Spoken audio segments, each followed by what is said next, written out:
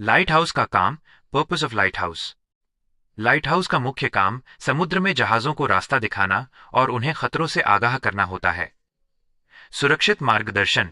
Light house रात के समय या खराब मौसम में अपनी तेज रोशनी के माध्यम से नाविकों सेलर्स को सुरक्षित मार्ग दिखाता है। खतरे की चेतावनी। ये जहाजों को चट्टानों, रेतीले किनारों, रीफ्स और खतरनाक तटरेखा रॉकी कोस्टलाइन जैसी जगहों से दूर रहने की चेतावनी देता है। पहचान का संकेत। प्रत्येक लाइट हाउस की रोशनी का एक विशिष्ट पैटर्न जैसे फ्लैश होने का समय होता है, जिससे नाविकों को ये पता चल जाता है कि वे तटरेखा पर कहाँ हैं। आधुनिक समय में कई लाइट हाउस स्वचालित ऑटोमेटिक हो गए हैं, लेकिन कुछ महत्वपूर्ण स्थानों पर अभी भी मानव निगरानी, ह्यूमन सुपरविजन की आवश्यकता होती है। लाइट हाउस कीपर की सैलरी और रहने की अवधि।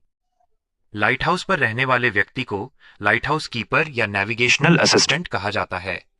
उनकी सैलरी और काम की अवधि देश और पद पर निर्भर करती है। सैलरी। सैलरी भारत में आमतौर पर लाइट हाउस कीपर की सैलरी 25,000 रुपए से 60,000 रुपए प्रति माह के बीच हो सकती है।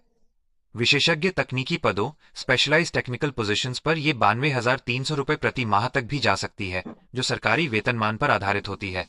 अंतर्राष्ट्रीय स्तर पर, जैसे अमेरिका में, औसत वार्षिक सैलरी लगभग $50,573, लगभग 42 लाख रुपए सालाना होती है, लेकिन यह स्थान और अनुभव पर निर्भर करता है। भ्रम वाली बड़ी सैलरी की खबरें। कुछ रिपोर्टों में 30 करोड़ रुपए सालाना जैसी बहुत बड़ी सैलरी का उल्लेख है, लेकिन यह आमतौर पर एक विशेष और अत्यधिक प्रचारित मामला, जैसे मिस्र में एक पुराना लाइट हाउस, या गलत जानकारी होती है। वास्तविक सरकारी सैलरी उपर्युक्त सीमा में ही होती है। रहने की अवधि कार्य अनुसूची स्केड्यूल।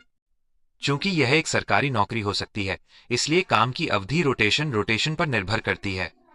आमतौर पर कीपर्स को कुछ हफ्तों या एक महीने तक एकांत स्थान आइसोलेटेड लोकेशन पर लाइट हाउस पर रहना पड़ सकता है, जिसके बाद उन्हें छुट्टी या मुख्य भूमि मेनलैंड पर ड्यूटी मिलती है। लाइट हाउस कीपर को हर समय लाइट हाउस के उपकरणों को चालू रखने और उनकी निगरानी करने का काम करना होता है।